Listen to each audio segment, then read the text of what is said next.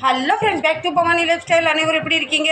நான் உங்கள் கிருபையினால ரொம்ப சூப்பராக இருக்கேன். இன்னைக்கு வயிறு பசிக்கு எனக்கு மட்டும் எதுவும் பண்ணணும்னா இப்போ எனக்கு ரொம்ப சோம்பேறியாக இருக்கும். இருந்தாலும் வயிறு பசிக்கு வாங்க என்ன பண்ணலாம். அதுக்கு முன்ன உங்கள் வீட்டில் இன்றைக்கி என்ன பிரேக்ஃபாஸ்ட் சொல்லுங்கள். இது சோள மாவு, அரிசி மாவு, கோதுமை மாவு, ராகி மாவு, கொஞ்சமாக உப்பு, கொஞ்சம் சோடாப்பு போட்டு ஒரு கரை.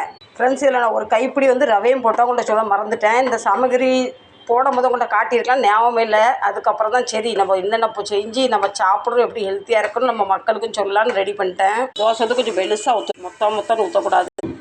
ரவை போட்டுக்கனால தோசை நல்லா முறுமுறுன்னு வரும். கொஞ்சம் நிறைய எண்ணெய் இப்படி தெளித்து சுட்டா வேறு லெவலில் வரும் தோசை. கொஞ்சம் லேசாக அப்படி ஊற்றிக்கங்க, எண்ணெய் இன்னும் டேஸ்ட்டாக வரும்.